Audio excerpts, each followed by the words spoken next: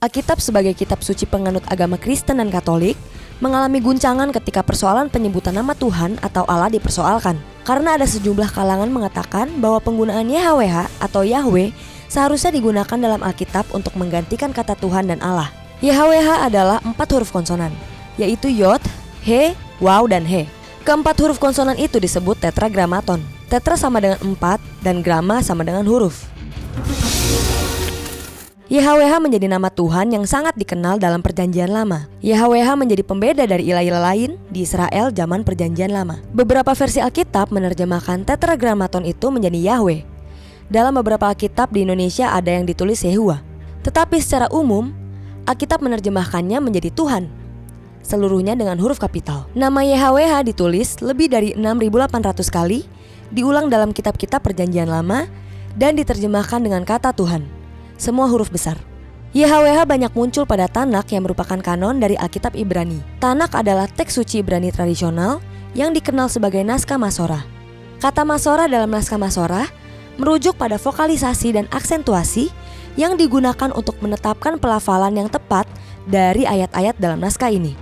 Menurut tradisi Yahudi, Tanak memiliki 24 kitab. Gabungan seluruh kitab Samuel, Raja-Raja, Tawarik, dan Ezra Nehemia dianggap sebagai satu kitab, serta Trei Asar, 12 nabi. Demikian pula ketika Tanak diterjemahkan dalam bahasa Yunani pada abad ketiga sebelum Masehi. Penerjemahan yang dilakukan oleh 72 sarjana Yahudi itu masih ada yang memakai kata YHWH. Terjemahan yang kemudian dikenal dengan Septuaginta itu diselesaikan selama 72 hari.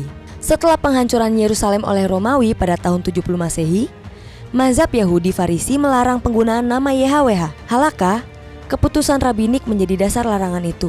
Halakha itu menyatakan bahwa nama YHWH sifatnya tersembunyi dan harus dirahasiakan. Namun beberapa ahli sejarah Alkitab menyatakan bahwa akar dan jejak pelarangan penggunaan nama YHWH telah jauh ditetapkan sebelum abad pertama Masehi. Ketika orang Yahudi kembali dari pembuangan Babilonia pada tahun 586 sebelum Masehi. Saat itu, ada sebuah kesadaran baru untuk melakukan reformasi ibadah dalam sistem keagamaan mereka. Salah satunya adalah penghormatan terhadap nama YHWH. Meskipun secara literal tertulis dalam kitab Tanak, namun YHWH digantikan dengan sebutan Adonai dalam ucapan sehari-hari. Tradisi pengucapan YHWH dengan Adonai yang berarti Tuhan berlanjut di zaman Perjanjian Baru. Tradisi pengucapan ini juga dipengaruhi oleh beberapa bagian Septuaginta yang menggunakan kata Kairos atau artinya Tuhan untuk YHWH. Yesus dan para rasul mengikuti tradisi yang sama. Sebagai contoh, dalam percobaan di gurun, Yesus menjawab godaan iblis dalam Matius 4 ayat 7. Kata Tuhan menerjemahkan Kairos bukan YHWH. Padahal Yesus sedang mengutip kitab Perjanjian Lama yaitu Ulangan 6 ayat 16. Begitu pula dalam surat-surat Rasul Paulus pun tidak pernah digunakan nama YHWH. Misalnya di ayat Roma 10 ayat 13. Barang siapa yang bersuruh kepada nama Tuhan, Kairos, akan diselamatkan. Padahal Paulus sedang mengutip Yoel 2 ayat 32 dalam ayat itu. Kata YHWH atau Yahweh sebagaimana Allah bukan nama diri atau proper name.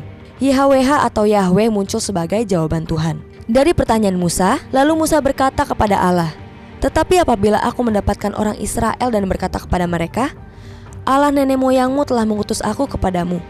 Dan mereka bertanya kepadaku, "Bagaimana tentang namanya?"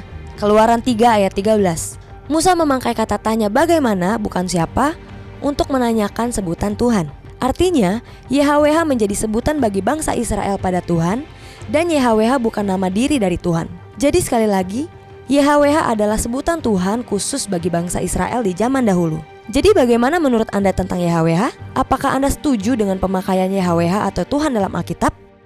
Berikan pendapat Anda di kolom komentar ya.